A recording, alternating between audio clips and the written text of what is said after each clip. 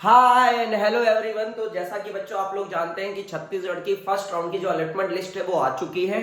तो इसमें क्या कट ऑफ गया है और मैं ये बताने वाला हूं कि सेकंड राउंड का क्या कट ऑफ जाएगा और कौन कौन से डॉक्यूमेंट है जो आपको तैयार कर लेने चाहिए। जैसा कि आप लोगों ने नोटिस में देखा होगा, आपके जो एडमिशन स्टार्ट हो रहे हैं वो 18 अगस्त से हो रहे हैं और 23 अगस्त तक चलेंगे।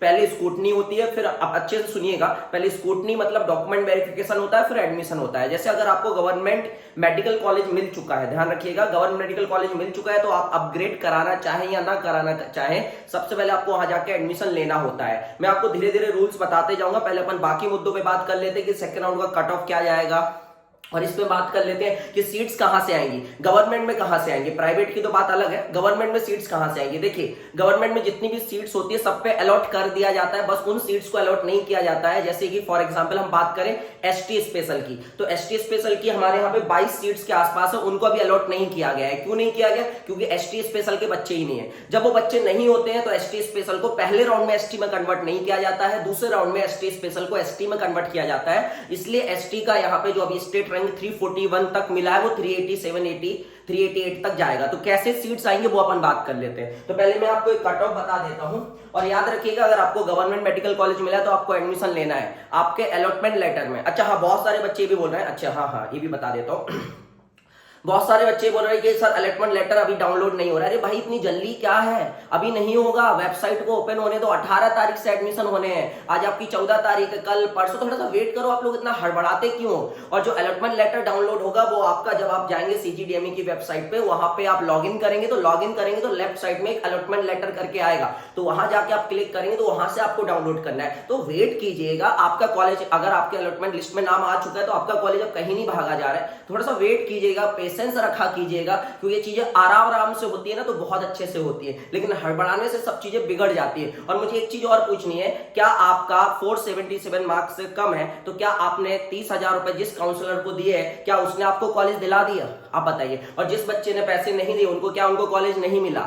देखिएगा काउंसलिंग कितनी आसान होती है। 30,000 35,000 रुपए आप दे रहे हो काउंसलर लोग को, किस चीज का दे रहे हैं? कुछ टीचर्स काउंसलर बन चुके हैं, उनके पास पढ़ाने को बच्चे नहीं है तो काउंसलर बन चुके हैं, तो काउंसलिंग करवा रहे हैं, कॉल करते हैं, और बच्चे आप लोग कैसे दे दे? तो मैं अकेला कितना फाइट करूंगा यार आप लोगों के लिए, मैं कब तक बोलूं नहीं देना नहीं देना नहीं देना, फिर भी आप मानते नहीं है। हर चीज की इंफॉर्मेशन तो मैं आपको दे रहा हूं, मैं आपको वीडियोस बनाते जा रहा हूं कंटिन्यूसली। मुझे नहीं चाहिए पैसा और मैं चाहता हूं दूसरे भी इस चीज से ना कमा पाए, क्योंकि गलत चीज है और मैं हमेशा गलत के विरोध में रहता हूं, ठीक है। तो पहले मैं आपको बता देता हूं कि एडमिशन कब से कब होंगे। 18 अगस्त से लेकर 23 अगस्त तक हमारे एडमिशन चलेंगे और साथ ही साथ स्कूटनी होगी। स्कूटनी पहले होती है फिर एडमिशन होता है। स्कूटनी मतलब डॉक्यूमेंट वेरिफिकेशन। तो स्कूटनी के लिए कौन कौन से डॉक्यूमेंट चाहिए ध्यान रखिएगा। तो आपका अलॉटमेंट लेटर, जैसे आपको गवर्नमेंट मेडिकल कॉलेज मिला है तो आपका जो स्कूटनी सेंटर होगा वो वही कॉलेज होगा जिसमें आपको जो कॉलेज अलॉट हुआ है। लेकिन अगर आपको प्राइवेट मिला है तो प्राइवेट के लिए आपको रायपुर में जाना पड़ेगा स्कूटनी कराने के लिए। याद रखिएगा, रायपुर में आपको जाना पड़ेगा स्कूटनी कराने के लिए। फिर एडमिशन के लिए क्या है वो आप देख लीजिए, आपके अलॉटमेंट लेटर में क्या लिखा है, आपको वहां जाना पड़ेगा, ठीक है। लेकिन जिनको गवर्नमेंट मेडिकल कॉलेज मिला है उनको वहीं पे स्कूटनी होती है और वहीं पे उनको एडमिशन भी लेना होता है। तो स्कूटनी के लिए कौन कौन से डॉक्यूमेंट है जो आपको चाहिए? तो पहला आपका एडमिट कार्ड होना चाहिए, नीट का जो एडमिट कार्ड है वो होना चाहिए, स्कोर कार्ड होना चाहिए, क्लास 10 का मार्कशीट होना चाहिए और पासिंग सर्टिफिकेट अगर आपके पास है। जैसे सीबीएसई वालों को मिलता है पासिंग सर्टिफिकेट अलग से, लेकिन सीजी बोर्ड वालों को नहीं मिलता, तो आपको डरना नहीं है, सिर्फ आपको क्लास 10 की मार्कशीट लेके जाना है, क्लास 12 की मार्कशीट हो गया, छत्तीसगढ़ का डोमिसाइल लेके जाना है और परमानेंट कास्ट सर्टिफिकेट। अगर आप ओबीसी और बाकी कैटेगरीज में आते हैं तो आपको कास्ट सर्टिफिकेट लेके जाना है परमानेंट वाला, जो कि एक ही बार बनता है। फिर अगर आप ओबीसी एनसीएल में आते हैं तो आपको 3 साल में से किसी एक साल का इनकम लेके जाना है, जिसमें 8 लाख से कम आपकी इनकम होनी चाहिए। और अगर आप किसी क्लास को बिलोंग करते हैं, लाइक पीएच हो गया है, फ्रीडम फाइटर हो गया, सैनिक हो गया, तो इसका भी सर्टिफिकेट आपके पास होना चाहिए। ये स्कूटनी डॉक्यूमेंट है, ये आपके पास होने चाहिए। अगर ये आपके पास है तो आपका एडमिशन अब कोई नहीं रोक सकता, इतने डॉक्यूमेंट जो मैंने अभी बोले हैं। उसके बाद एडमिशन में आपको क्या क्या चाहिए? तो उसमें अलॉटमेंट लेटर चाहिए जो कि आप डाउनलोड कर लेंगे सीजीडीएमई की वेबसाइट से, अभी नहीं हो रहे हैं, कल या परसों से होने लग जाएंगे। फिर आपको गवर्नमेंट सर्विस बॉन्ड चाहिए, जो कि आप वहां पे वकील लोग बैठे रहते हैं वो बना देते हैं, इसलिए इसमें टेंशन लेने की आवश्यकता नहीं है। फिर उसके बाद आपको ब्रेकेज बॉन्ड चाहिए, ठीक है। उसके बाद फिर आपको फिटनेस सर्टिफिकेट चाहिए जो कि कॉलेज में ही बन जाता है, बाकी आप चाहे तो डिस्ट्रिक्ट हॉस्पिटल से भी बना सकते हैं। फिर आपके पास इसमें ट्रांसफर सर्टिफिकेट चाहिए, मतलब टीसी चाहिए जो कि आपको स्कूल से मिलती है। फिर आपको कैरेक्टर सर्टिफिकेट चाहिए। कई बार टीसी में ही आपका कैरेक्टर गुड लिखा रहता है तो कैरेक्टर सर्टिफिकेट अलग से नहीं चाहिए, टीसी में ही लिखा रहता है। अगर नहीं लिखा है तो फिर अलग से चाहिए। गैप सर्टिफिकेट चाहिए, वकील 2 मिनट में बना देता है। आधार कार्ड चाहिए, सबके पास होता है। और 4 आपको पासपोर्ट साइज फोटो चाहिए। और आपको फीस चाहिए। और अगर आप प्राइवेट में जा रहे हैं तो आपको बैंक गारंटी चाहिए। अब बताइए इसमें क्या दिक्कत है, क्यों आपको 30,000 रुपए देने इन सब चीजों के लिए। और ये रही ब्रैकेज बॉन्ड या जो गवर्नमेंट सर्विस बॉन्ड है, ये सब वहीं बन जाता है भाई। आप लोग वहां जाएंगे, वहीं तुम्हें विटनेस मिल जाए, वहां गवाह मिल जाएंगे, एक दूसरे के पेरेंट्स लोग ही बन जाते हैं। इतनी आसानी से सब कुछ हो जाता है कि मैं आपको क्या बताऊं। मुझे पता नहीं, कभी कभी लगता है कि मुझे पागल कुत्ते ने काट लिया जो मैं बोलते रहता हूं पैसा मत दो पैसा मत दो, मेरा क्या जा रहा है, लेकिन फिर भी बोलता हूं। उसके बाद देखेंगे तो दूसरे काउंसलर लोग के सब्सक्राइबर्स ज्यादा है, उनके लाइक्स ज्यादा होते हैं। मैं कभी बोलता नहीं वो चीज, लेकिन कभी लगता है कि भाई हम आपकी मदद कर रहे हैं और आप हमको एक लाइक भी, पैसा देने को तैयार हो लेकिन लाइक करने को तैयार नहीं हो। चलो ठीक है, तो अभी अपन बात कर लेते हैं। कुछ लोगों को मेरी मतलब कॉलेज नहीं मिलता तो उनको लगता है कि सर ने बोल दिया इसलिए मुझे कॉलेज नहीं मिला। बेटा मेरे कहने ना कहने से कुछ नहीं होता है, मैं आपको ये बताता हूँ सच्चाई क्या है। कुछ लोग ने ये बोला कि एक बार तुक्का चल गया सर का तो हर बार थोड़ी ना चलेगा। अरे भाई साहब, मेरे तुक्के 2019 से चल रहे हैं। तुक्का बोलो चाहे जो बोलो, 2025 तक चल रहा है। एक एक मार्क्स अभी भी आप देख लीजिए, जो मैंने जिस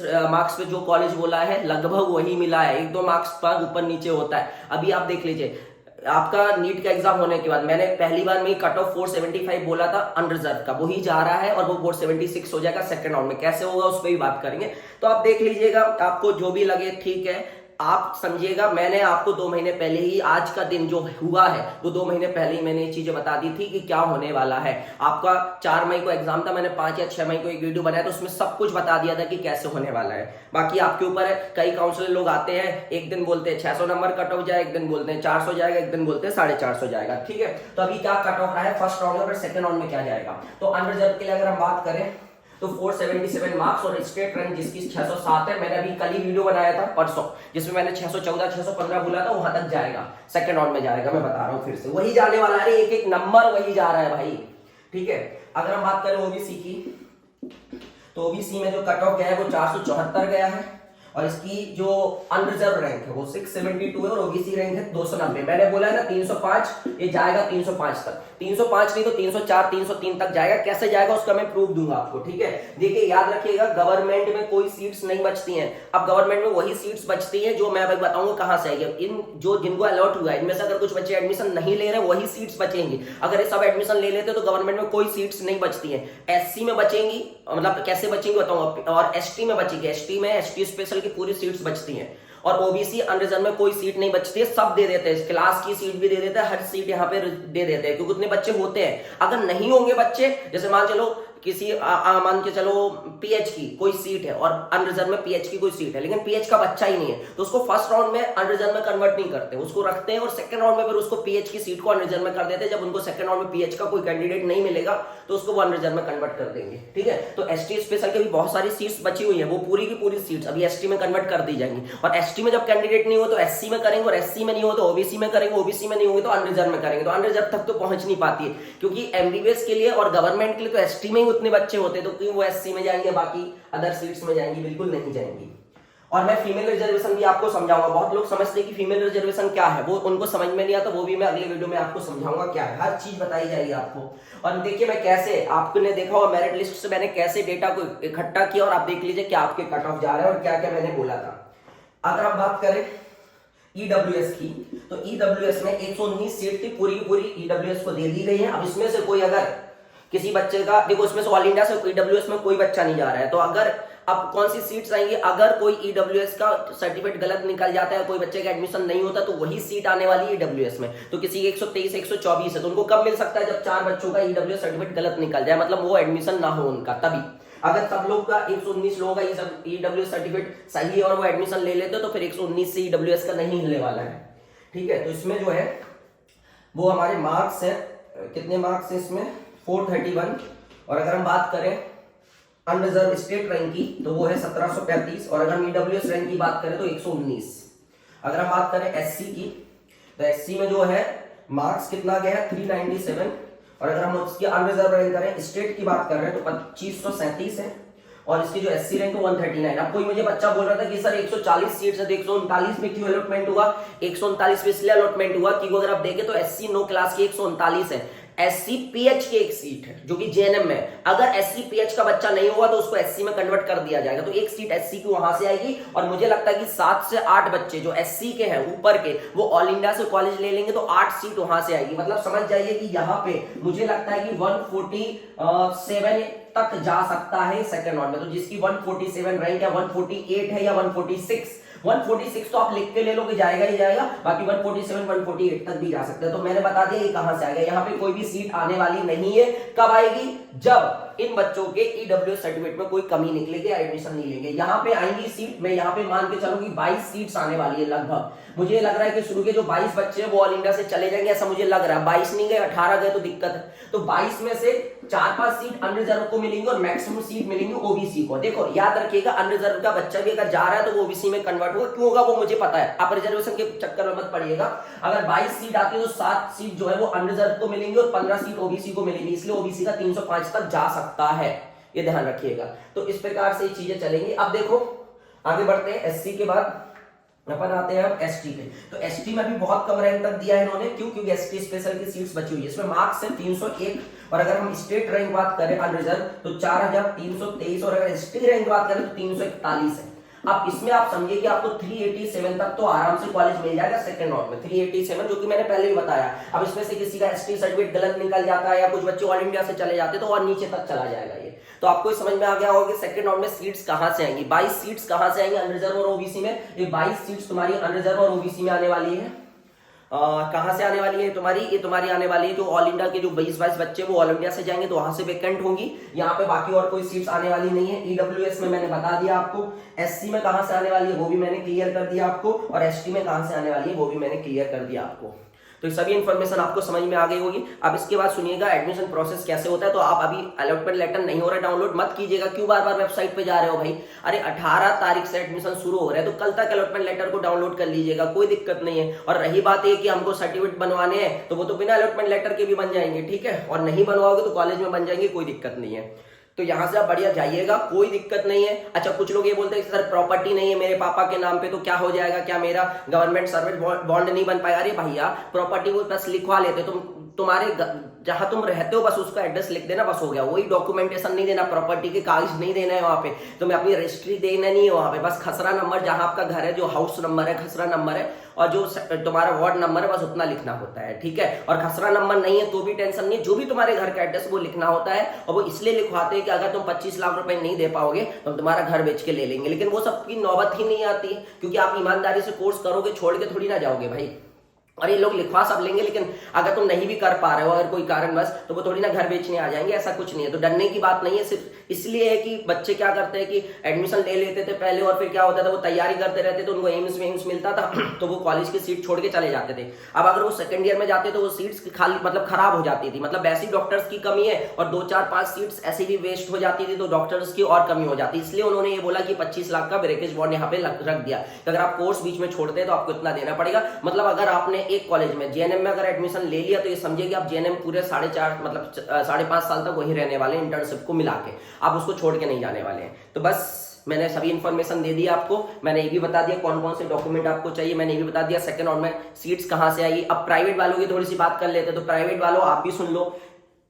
प्राइवेट वालों आप ये बताओ मुझे, क्या आपके काउंसलर ने अगर मान चलिए कोई कॉलेज का कट ऑफ 410 गया है तो क्या आपके काउंसलर ने 409 नंबर पे आपको कॉलेज दिला दिया और उस 410 वाले को नहीं मिला क्या, जिसने अपने मन से काउंसलिंग की? ऐसा हो ही नहीं सकता। मैं फिर से बोल रहा हूं, क्या चॉइस फिलिंग से कोई फर्क पड़ा? नहीं पड़ा। आपको 10 कॉलेज फिल करने थे, अगर 477 नंबर कट ऑफ गया है तो चॉइस फिलिंग से कोई फर्क नहीं पड़ता कि आप ऊपर किसको रखते हैं नीचे किसको रखते हैं। आपको वही कॉलेज मिलेगा जो आपके मेरिट के अकॉर्डिंग आपको मिलना होगा। तो 400 ऐसा तो है नहीं कि 477 वाले को कॉलेज ना मिला हो और 475 वाले ने कांकेर को ऊपर रखा था तो उसको कॉलेज मिल गया हो, ऐसा नहीं होता। इसलिए मैं बार बार बोलता हूं कि कोई डरने की जरूरत नहीं, कुछ नहीं, किसी को कोई पैसा नहीं देना है। मैं काउंसिल लोग को क्या बताऊं भाई, मैंने तो इतने दुश्मन पाल लिए हैं आप लोग के चक्कर में, लेकिन आप लोग का प्यार देखने को नहीं मिलता। चलिए ठीक है, वो आपके ऊपर है। मैं ऐसे ही वीडियोस बनाते रहूंगा, आपको इन्फॉर्मेशन देते रहूंगा। अभी मैं और वीडियोस बताऊंगा जिसमें बताऊंगा कि रिजर्वेशन का मतलब क्या होता है, कैसे फीमेल रिजर्वेशन 30% होता है, इसमें किन को फायदा होता है। तो देखो प्राइवेट में फीमेल होने का बहुत फायदा होता है। पता क्यों होता है? क्योंकि 30% रिजर्वेशन होता है, मतलब अगर 100 सीट्स है तो उसमें 30 फीमेल के लिए रहती हैं। लेकिन 30 फीमेल के लिए कब रहती है? जब मान चलो 100 सीट उन्होंने उनको दे दी, अब 100 सीट में ऑलरेडी फीमेल है, अगर 30 फीमेल है तो फिर फीमेल रिजर्वेशन का कोई मतलब नहीं। लेकिन उस 100 सीट्स में जो अलॉट की गई है उसमें अगर 25 फीमेल है तो पता क्या करेंगे, पीछे के 5 मेल को हटा देंगे और वो 5 मेल को हटा के नीचे उसके नीचे वाले मार्क्स पे जो 5 फीमेल है उनको उठा के उसमें रखेंगे, तो फीमेल रिजर्वेशन ही होता है। अब प्राइवेट में फीमेल का इतना नीचे क्यों जाता है, क्योंकि लॉजिक है। लॉजिक ये है कि आपको भी पता है कि मतलब हमारी जो सोसाइटी मानसिकता है वो इसी प्रकार से कि लड़का है तो उसको तो हम प्राइवेट में करा देंगे, लेकिन लड़की होगी तो प्राइवेट में नहीं कराएंगे। अब लड़कों को प्राइवेट में नहीं कराया जाता है, इस वजह से क्या होता है कि लड़कियों का प्राइवेट के लिए जो कट ऑफ है वो बहुत नीचे चला जाता है, क्योंकि वो 30 फीमेल वहां रहती नहीं है, वो 5 या 10 फीमेल ही रहती है, बाकी फीमेल रहते हैं। तो क्या करते हैं, उनको 30 फीमेल लाना पड़ता है, तो वो मेल को हटाते जाएंगे और वो सीट्स फीमेल को देते जाएंगे और पीछे जाते जाएगा। तो इस प्रकार से फीमेल का कट ऑफ बहुत कम जाता है। लेकिन गवर्नमेंट में आपको फीमेल होने का कोई फायदा नहीं मिलता, क्योंकि मान के चलिए जेएनएम में अगर 100 सीट है और कट ऑफ 600 जा रहा है तो ऑलरेडी 600 से ऊपर 30 फीमेल होती है, 600 मार्क्स के ऊपर 30 फीमेल होती है। अगर 30 फीमेल होती है तो फिर फीमेल होने का कोई फायदा नहीं मिला ना। अगर 30 नहीं होती, मान लो 600 से ऊपर 25 ही फीमेल होती और 600 नंबर कट ऑफ जाता और 25 ही फीमेल होती, तो वो क्या करते, 5 मेल को हटाते और 600 से नीचे जाके 5 फीमेल को वहां से लेके आते और वहां पे रिजर्वेशन देते। तो हॉरिजॉन्टल रिजर्वेशन का यही मतलब होता है। आई होप आपको समझ में आ गया होगा, और नहीं भी आया तो टेंशन लेने की जरूरत नहीं है। मैं यहाँ पे हूं, मैं आपको फाइनली बता देता हूँ क्या कट ऑफ जाएगा, कैसे जाएगा, तो आप ये आराम से देख पाते हैं। तो मिलते हैं कभी किसी और दिन किसी अन्य वीडियो के साथ, जब तक अपना ख्याल रखिएगा।